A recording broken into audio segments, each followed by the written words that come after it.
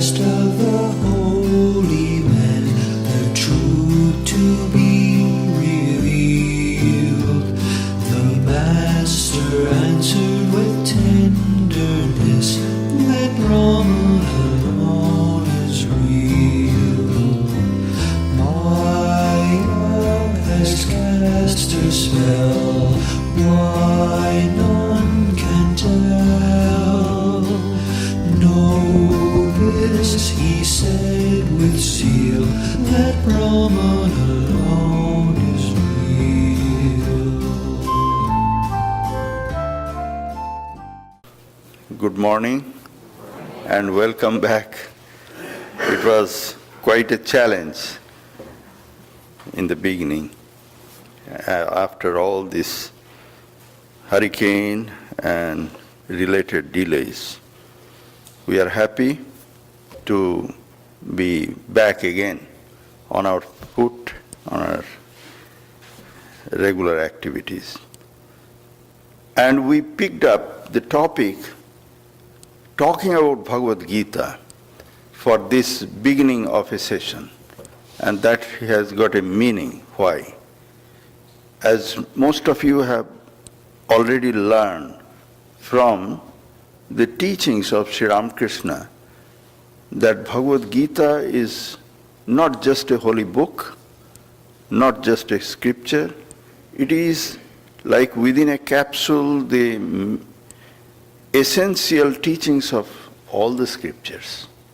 In the words of Sri Ramakrishna, there is the essentials of all the scriptures is there hidden in one tiny book.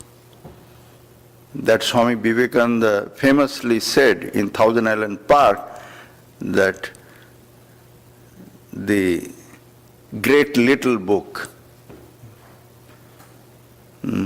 great little book, bless the great little book, that has everything there in capsule way. So we are starting with that Bhagavad Gita, talking about Bhagavad Gita, that this Gita, what it teaches us. That is our topic for these 2 Sundays consecutively. We shall be trying to understand that what is this Gita and what it teaches and how it is essence of all the scriptures.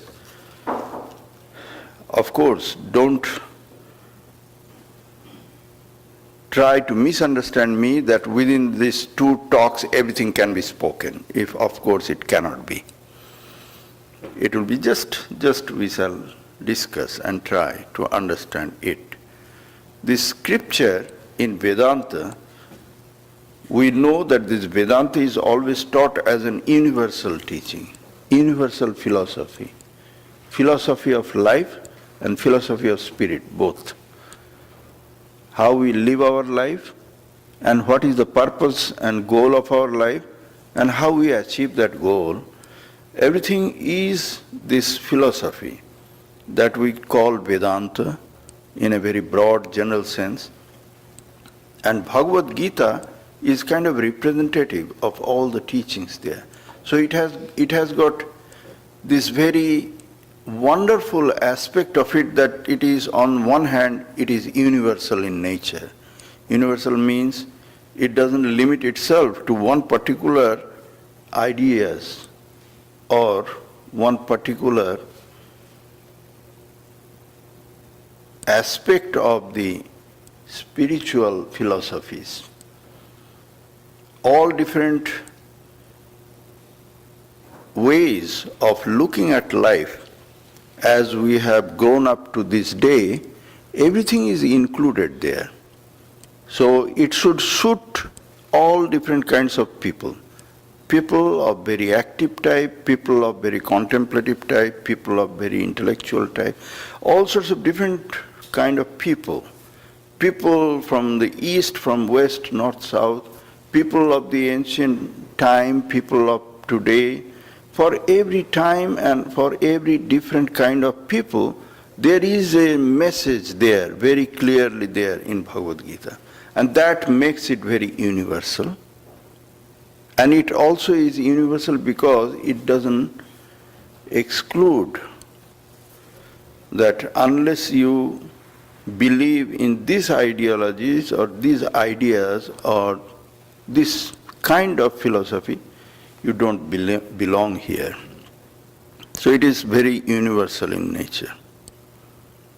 So this Bhagavad Gita, Sri Ramakrishna said that it has got just one message in his way. He said that this Gita you chant 10 times and it becomes Tyagi, and in Sanskrit or Indian languages that means renounce. Tyaga means to renounce. Tyagi means one who has renounced. So renunciation is the message according to Sri Ramakrishna. And we are not surprised because Sri Ramakrishna was the person whose life was rooted on just one idea or principle or his life, and that was renunciation. So we are not surprised that Sri Ramakrishna says that, well, the entire message of Bhagavad Gita is just turn it upside down and it becomes Tyagi, and that is the message. We find Sri Ramakrishna in other books also, he has found a similar kind of message. For example, that he gives the story of a Pandit of Bhagavatam who used to go and teach a king about the Bhagavatam. Every day he was appointed for that job, and after teaching a few verses of Bhagavatam, that is not Bhagavad Gita, Bhagavatam, the life story of the Lord incarnated in many different times, that Bhagavatam. And then at the end of the 1 hour class, this Bhagavatam Pandit, he would ask the king, "King, have you understood? Have you followed me? Understood what I said?" King would reply each time, "First you understand." So this Pandit was very confused and disappointed also, because he was a renowned Pandit.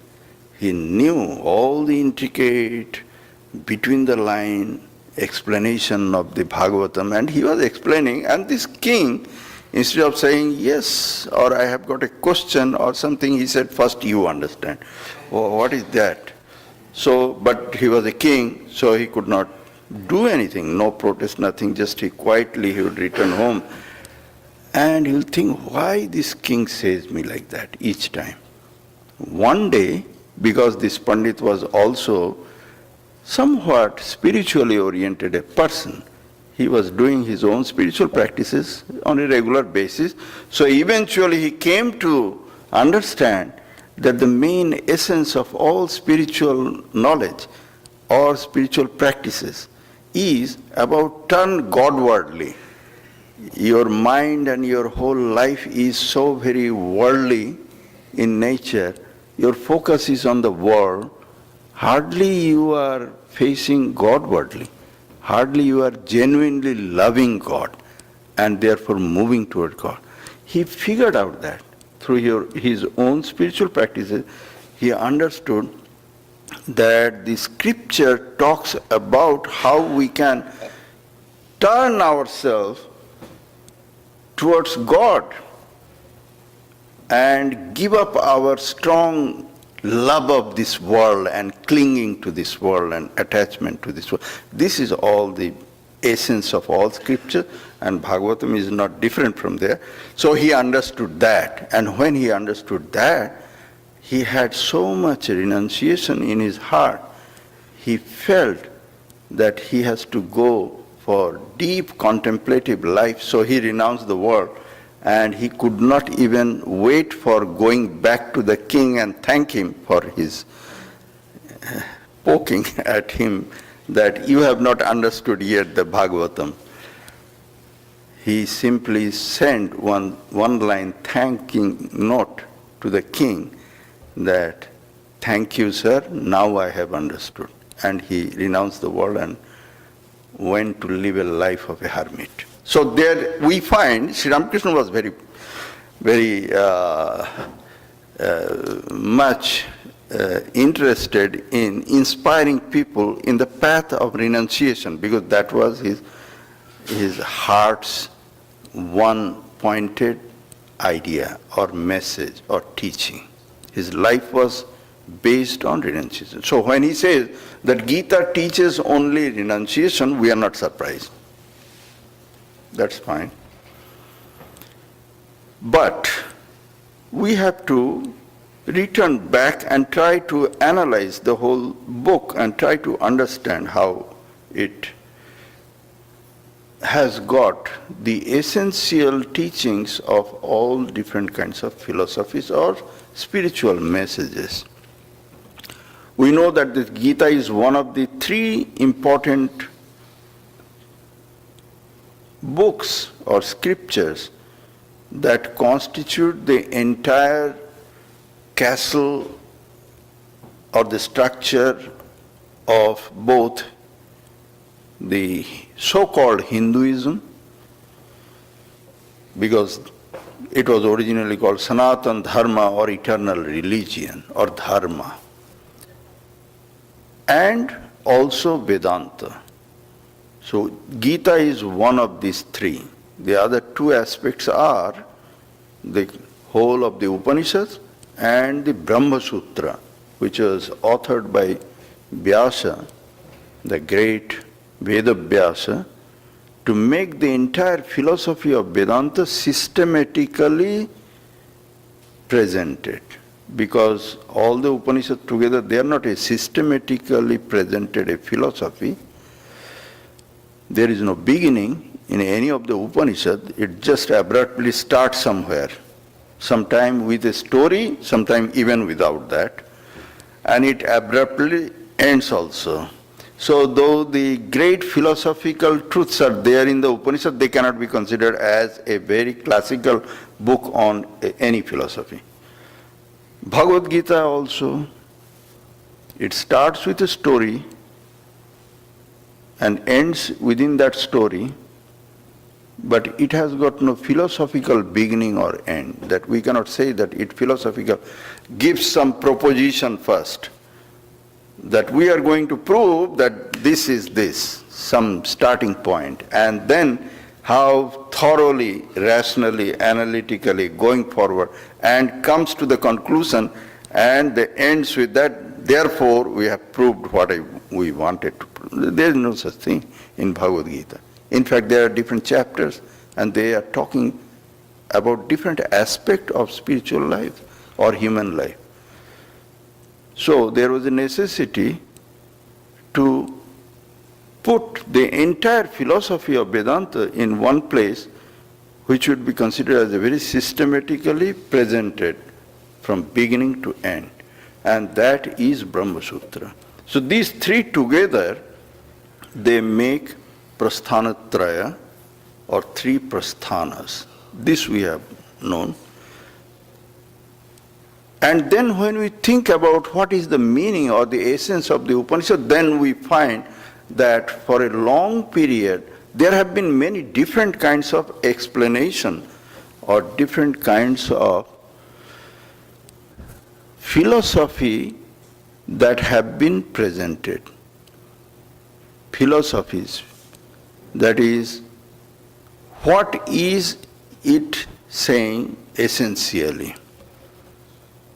In India for a long period of time, philosophies are always associated with religious life. Religion and philosophies, they were not considered in the classical Indian system as separated from each other. A philosophy is something which is trying to rationally present a way of religious life. What is the purpose of life? Is there a creator of this universe? He is controlling our life, who we are basically. What is our relationship between us? What is this world surrounding us?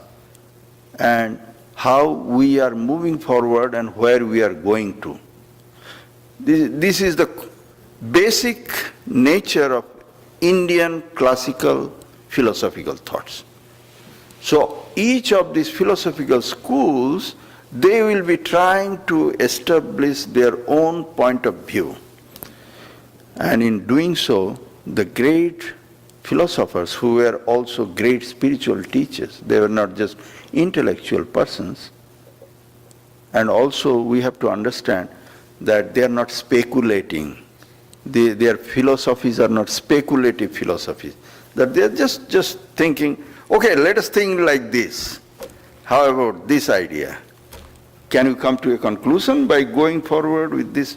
No, there is no speculation. The great teachers of different philosophical schools in ancient India, they were great spiritually illumined persons. So when we say that a philosopher is a dualistic philosopher or a non-dualistic philosopher or a qualified monistic philosopher or dualistic, non-dualistic philosopher, mostly we talk only three: non-dual, dual, and qualified monism, but there are many others. Dvaita, Advaita, or dualistic non-dualism, or Achinta Veda Ved. Veda Ved is dualistic non-dualism. Achinta means unthinkable. That is the philosophical school that started after Sri Chaitanya. So many different philosophical teachers were there, and these philosophical teachers, they are not talking just some just intellectual ideas. They had spiritual realization from their own spiritual experience and their 100% conviction about the truth of that philosophy they teach. Now we have to understand that there are many different schools of philosophies, and each of them, they are talking with 100% conviction about the truth of that particular idea, and they are trying to establish that idea on entire length and breadth of the country of India to influence all people that listen to me, this is the real truth. And it is not about some kind of political office they want to eventually gain. It is about helping people realize the truth of it, realize God in one way or another. So we are at a better time, in a better situation, when we have heard the message from Sri Ramakrishna and Swami Vivekananda, and we are able to understand the harmony of all different thoughts and ideas and paths, that how it could be possible at the one and the same time. Because there was a time, say 1,000 years back or 1,500 years back, when it was not possible for people so easily accept or understand even that all the different kinds of apparently conflicting ideas could be true at the same time. Though there was this message from a very ancient time, we find in this Rig Veda, which is the ancient part of this Veda, that Ekam Sat Vipra Bahudavana. This truth is one which the sages call by various names. And there have been many other such sayings, but this is very prominent and very clearly, boldly, in one place told. There have been many other such statements which talk about the unity or the harmony of many different truths, apparently many different ideas which converge in one supreme idea. There is no problem there. But in the middle, 1,000 years back or 1,500 or 1,200 years, there was problem. And there, the philosophers always wanted very hard to prove everything with one particular point of view. So if it is a great spiritual teacher who is trying to explain things from the viewpoint of a qualified non-dualism. That means, yes, everything is one and the same, but still it appears like many. These many, they are like a divine play going on because they are eventually part of that one. This is a qualified monistic approach. They give the example like a big fire has been created, then we see that small flames, they all of a sudden leap out of that big fire and they appear like they are separately existing, small fires, leaping out from there. But they are not separate. They are part of that one big fire. Together it is one and the same. Essentially they are one and the same, though they have got the appearance of many. Now, this is one kind of philosophy. And then there is a non-dualistic Advaita philosophy that says that those appearances are illusions. That is not true. There is everything that makes it appear like many, they are illusion. Realistically, they are not existing separately. Many different philosophical point of views are there, and for a long period of time it was believed that it is absolutely necessary for any philosophical school to stand on its ground properly, strongly, to prove all the different areas of the scripture in the light of that particular philosophical point of view.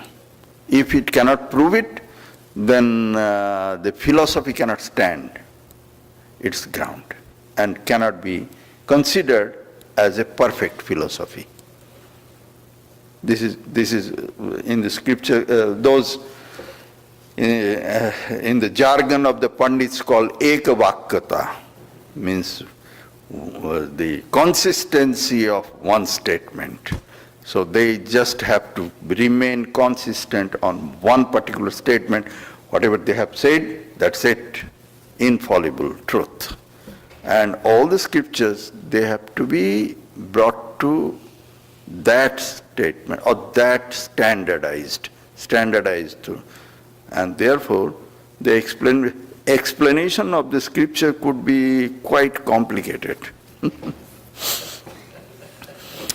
To make it happen, because now we understand that many different places in Bhagavad Gita, they are very dualistic in nature, and when a non-dual teacher is explaining that, he has to keep twisting it until it proves that this is a non-dual idea. So, this way it continued for quite some time. We find Shankaracharya, who came in 7th century, he established a non-dual philosophy on Bhagavad Gita. Then we find in 11th century there was Ramanujacharya, who established the qualified monistic philosophical school. Then in 13th century there was Madhvacharya, who tried to establish it into dualistic philosophy. That means essentially the individual soul or Jivatman is separate from the Paramatman or the Supreme Soul. Essentially they are separate. It is not possible to think about that they are essentially one and the same.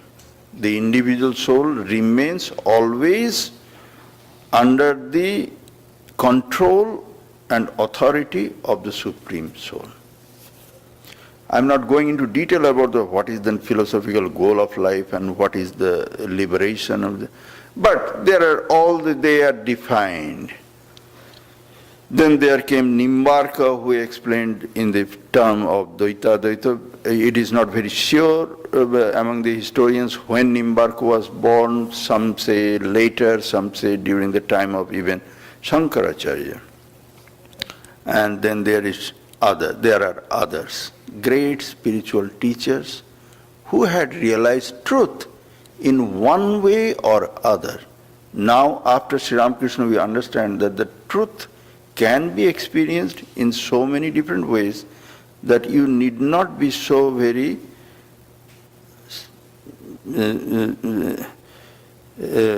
embedded into one kind of philosophy and say that nothing can be known or understood or experienced outside this one experience. Now we know.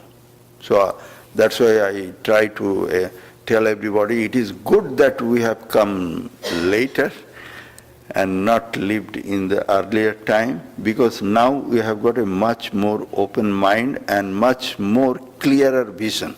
We have got ability to see things in a much better perspective after the explanation of Sri Ramakrishna. That it is possible to realize the truth from one angle, from another angle, from another angle, and according to Swami Vivekananda, and this is not everything. There may be many, many other viewpoints to realize the same truth, and all of them can be equally true at the same time. It depends upon the seeker of the truth, where he or she is standing and what he or she is seeking, and what makes him or her fully satisfied and enjoy the truth. Accordingly, the truth will be revealed. So we find that there have been many different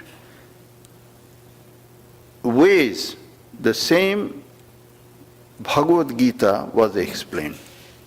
After Shankaracharya, it became important in India for the great spiritual teachers, when they will try to establish one particular philosophical explanation of the scripture, that they have to pick up all these three different kinds of scriptures: the Upanishads, the Brahma Sutra, and the Bhagavad Gita, and give their explanation on them, their commentary, known as Bhashya in Sanskrit. So it became important.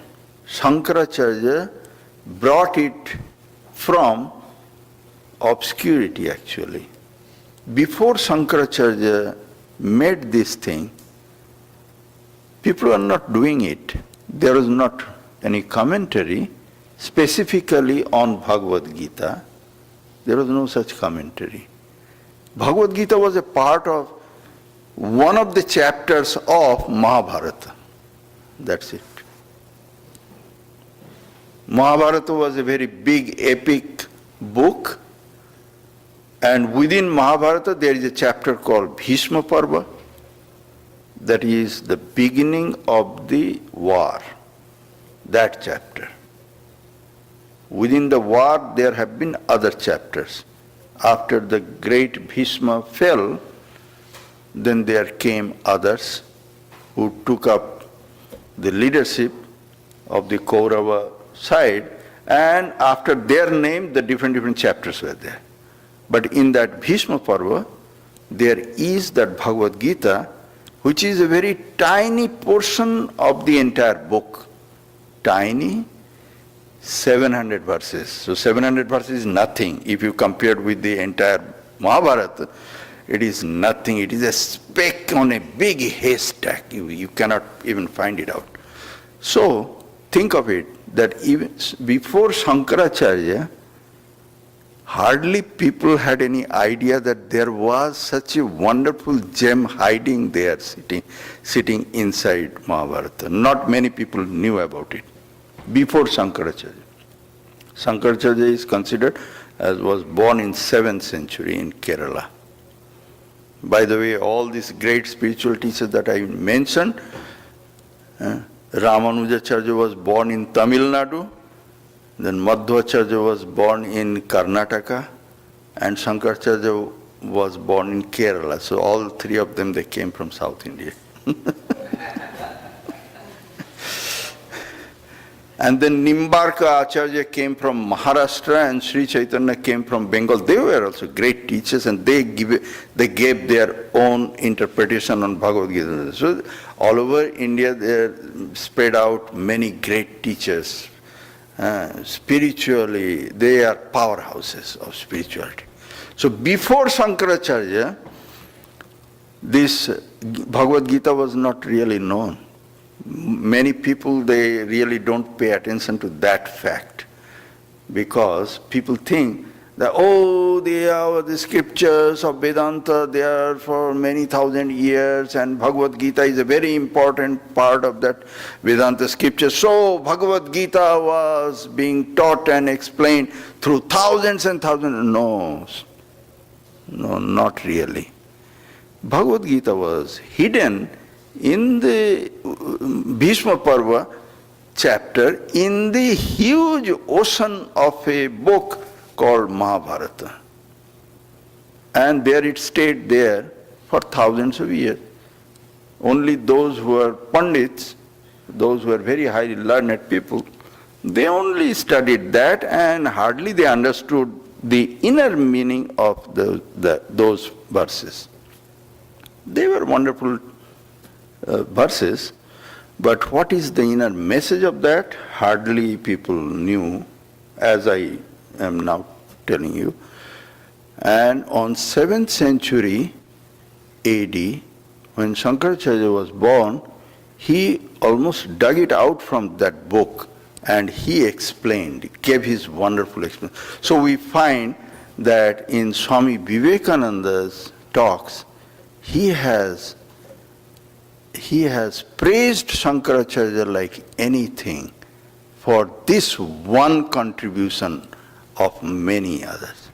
This one contribution that he brought out from the obscurity of that huge book of Mahabharata in a particular chapter, these few verses, and gave his prolific commentary, explanation about the entire book.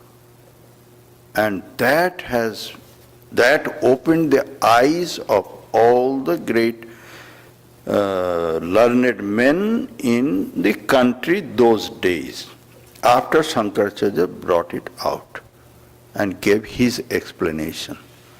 After he gave his explanation, and he gave explanation to all the major Upanishads and the explanation of Brahma Sutra also, and after this exceptional amount of contribution to the spiritual literatures that were existing in India, to bring it to the light of all the entire country and the people there,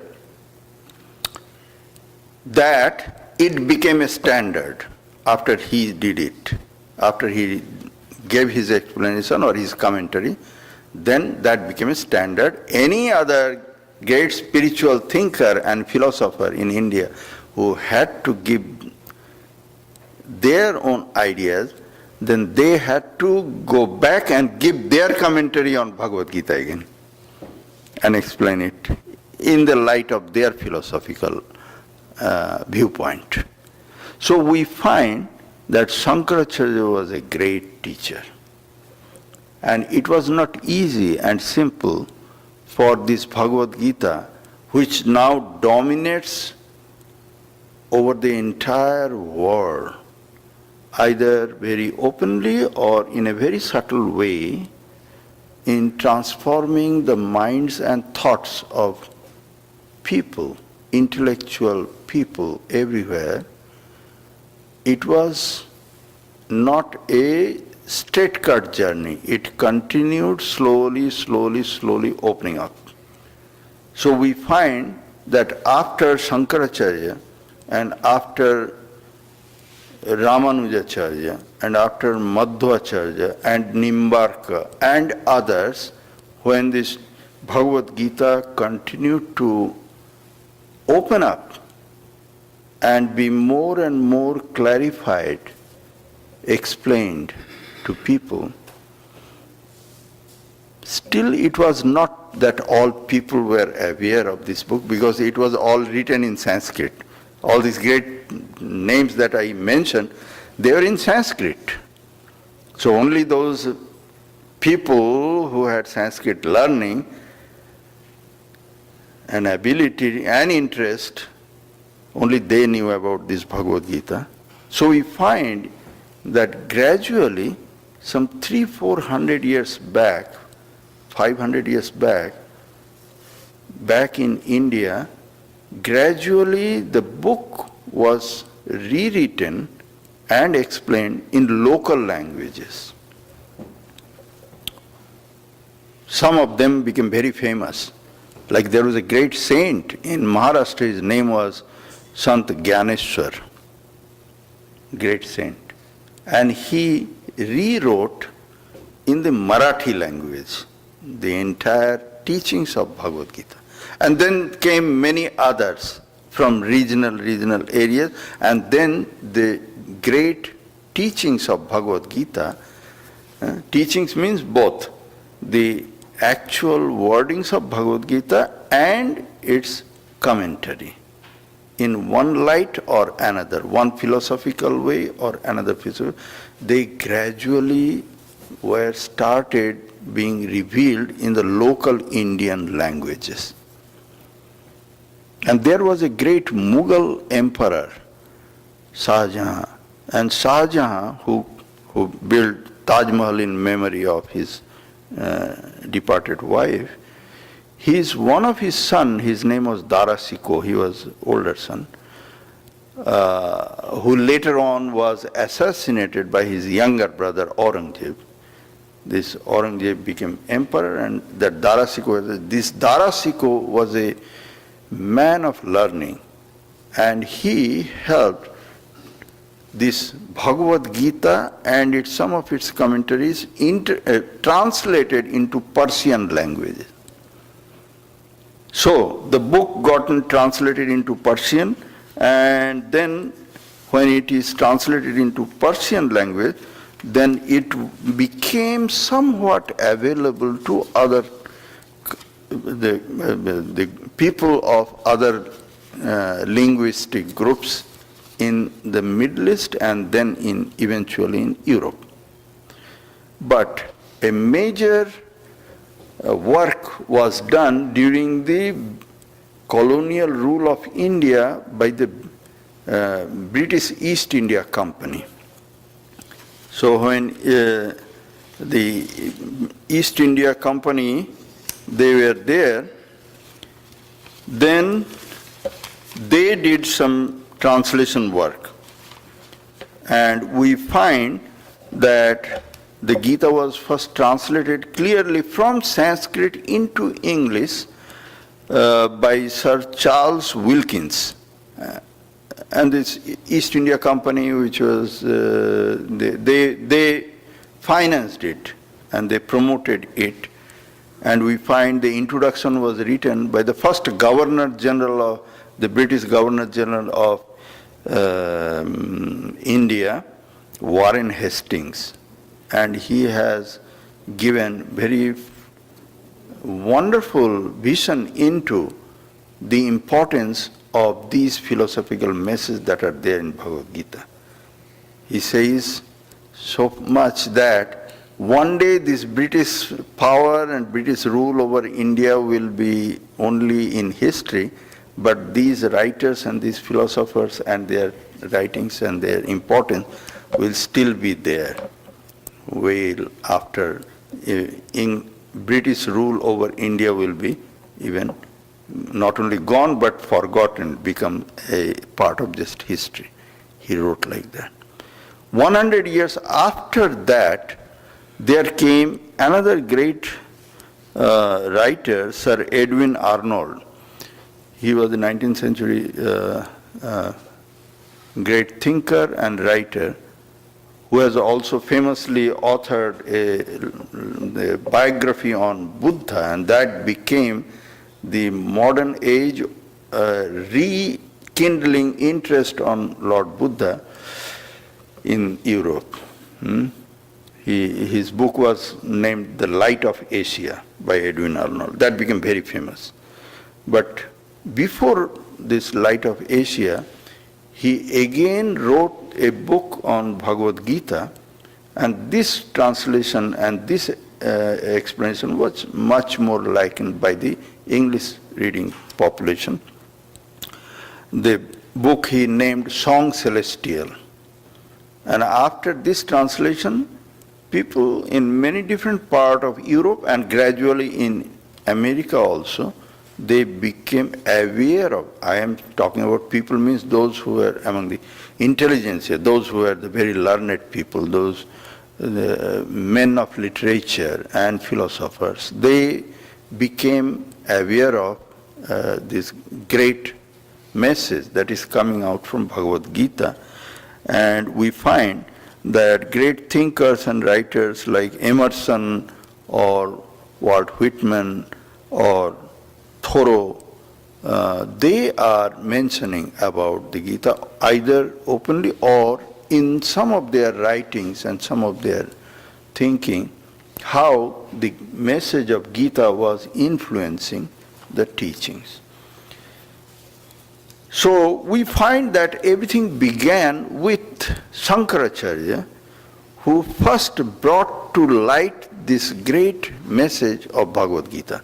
Because Bhagavad Gita, nowadays we call it a book, but it was not a book. It was just a few verses within a particular chapter in Mahabharata. That's it. So Mahabharata has got many, many chapters. And one chapter had this portion inside. Just like Upanishad. The Upanishad, we know that all these Upanishads, they are not separate books. They are to be found in somewhere, in some part of the big book of Vedas. It is embedded in some of the chapters there in Veda, a small portion. Because of the importance that have been given to those few lines or those passages by the great teachers like Shankaracharya and others, that they stand out, that they become important as a great Upanishad. Otherwise, they remained as a small portion of the big book of Vedas. So we find that Shankaracharya was the person who should be credited for bringing Bhagavad Gita to light, that everybody can now benefit out of it, because Bhagavad Gita is the book that helps people of all different standard and stature, of all places and in all time. So this Shankaracharya, we find how he interpreted this Bhagavad Gita. Of course, as I mentioned in the very beginning, that all these philosophers of the old in India, they had a particular way of explaining the whole book according to Ekavakyata standard, that they have to standardize it and make all the different messages or teachings to prove one particular philosophical idea, like non-dualism or something. Then all the different verses, they should be also talking about the same philosophical idea. It cannot be that different verses are saying different things. But we find that Shankaracharya, and in the life of Shankaracharya we know that though philosophically he was trying to establish the superiority of non-dualism over all other schools of philosophy, but in his own life he was a great devotee, and he, in practice, he spread the religious practice of devotion in a major way. How many verses and how many prayers he have authored, that is the prayer of many different deities or gods and goddesses or holy river Ganges or many different things. How many of them? So it is not really true that Shankaracharya was a dry, non-dualistic philosopher. That was the philosophy that he stood behind to prove that that is the ultimate philosophical truth is in non-dualism. But in practice, he is not really forcing everybody to just go by that and live by that alone and not accept or understand anything else. This thing we find when Shankaracharya is talking about, in general, at the beginning of Bhagavad Gita, that he is trying to give in brief the message of the entire Bhagavad Gita. So what he says there, because we are paying attention there because, as I mentioned, that from this background that I mentioned about how the Bhagavad Gita has come to us through ages, we find that Shankaracharya is the person who should be credited for everything that has happened till today. Had he not brought it out from the big book of Mahabharata, perhaps it would remain lost for who knows how long period of time. That Shankaracharya, he talks about the concept of dharma in the beginning of Bhagavad Gita. Even before starting his commentary on Bhagavad Gita, it is like introduction. And in that introduction he says that how the entire creation was done by the Lord himself. Think of it, Shankaracharya saying, Shankaracharya who is a non-dualist, who as a philosophy he stands by non-dualism, he says, and many of you have already come to know about this, that the Sanatan Dharma, they believe in the cycle of the creation, the entire creation it is, and in Swami Vivekananda's lectures also he has mentioned it very clearly in the books of Jnana Yoga, that it is an evolution and involution going on, many cycles of creation. The creation, and in the words of Sri Ramakrishna also we find it. This is the way of creationism that we find in the books of Sanatan Dharma. That there is a beginning. Beginning of what? Beginning of the entire creation? No, beginning of a cycle. These cycles are eternal.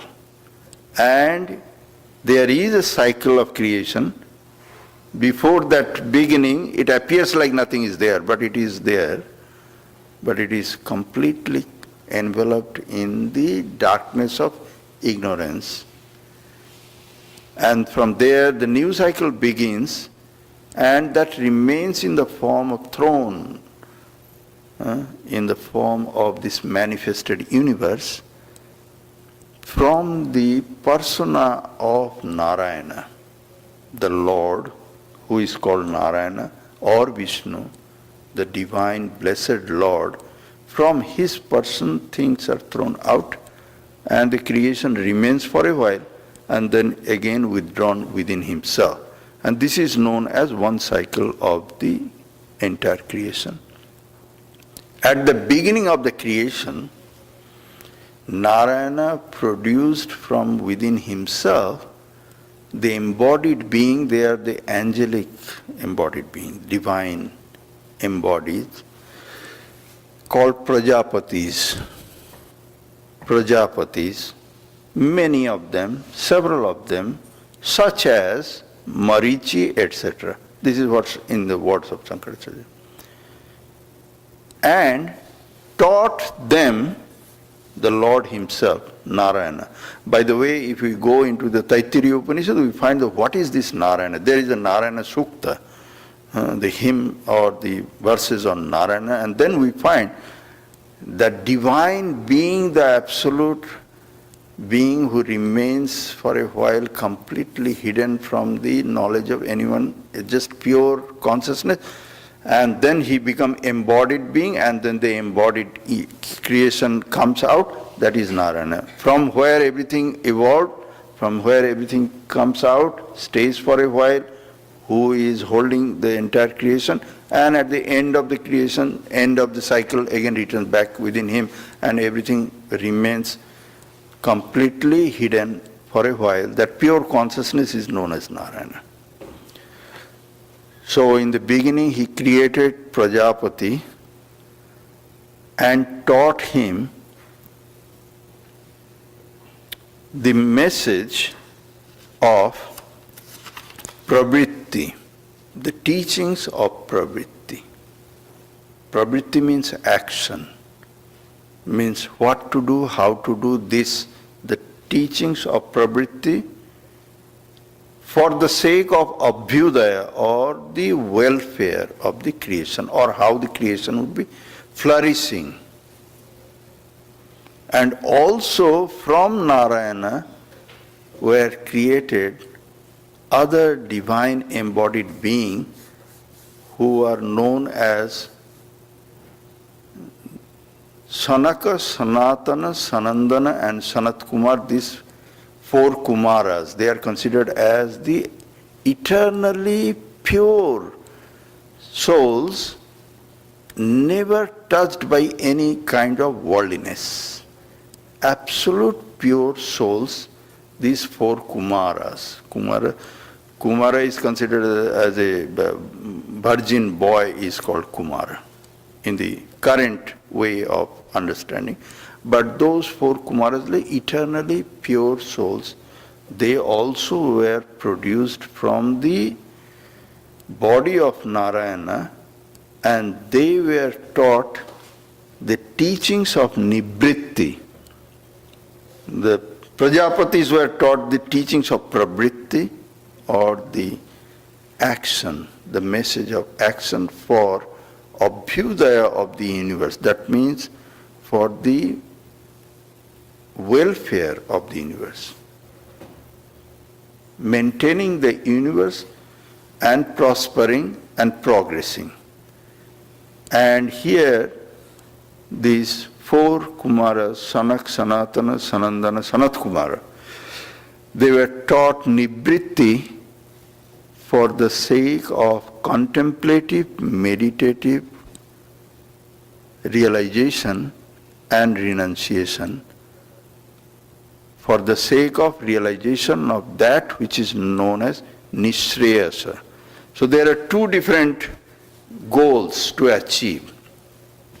One is welfare of the creation, and another is realization of the spiritual truth within, that is Nishreyasa, which is achieved by renunciation. Think of it. This is, together it is called dharma. Dharma. Together. And that came from the Creator himself. He gave two different impulses, two different avenues, two different teachings. One is about action and another is about contemplative meditation.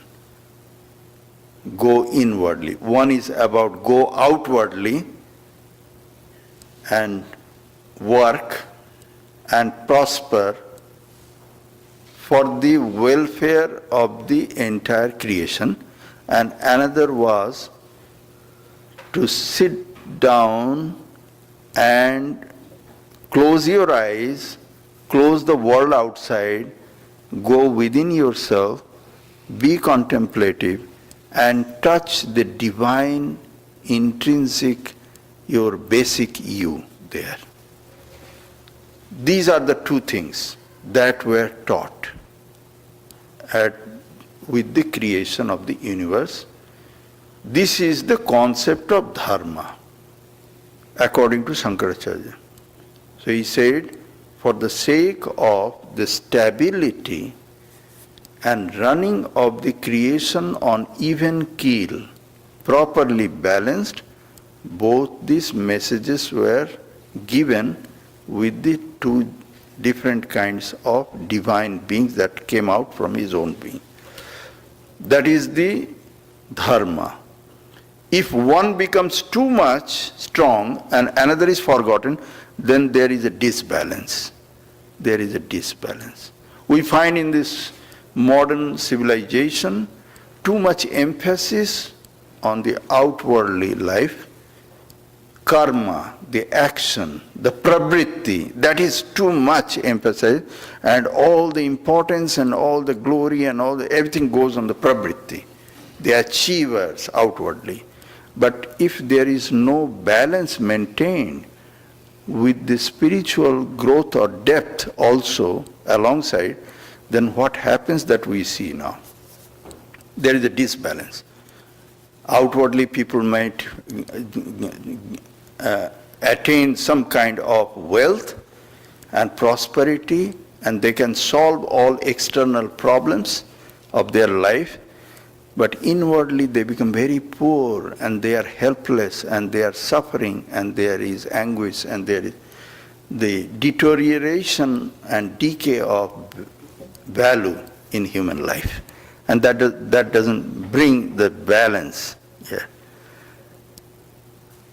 On the other hand, we see that in India what happened that for many, many years they paid too much attention on the nibritti aspect of it, and there was not enough attention on the pravritti or the proper way of generating wealth and developing their socio-economic structure. The attention was lost there, and that also created a big disbalance there.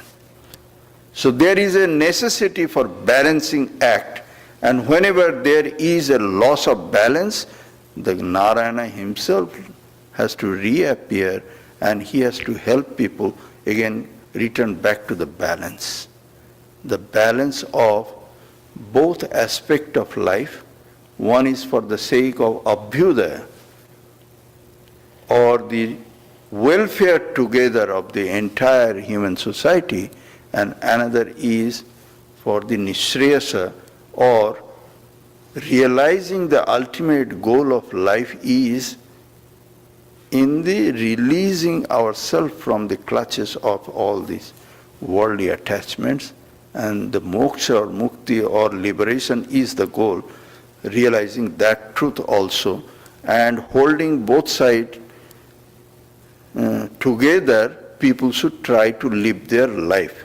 Then their life will be very balanced, and he or she will find out what is required at some point of time or other. Not everybody will be immediately become a saint and become a God-realized soul, but never forgetting that that is the ultimate goal of life.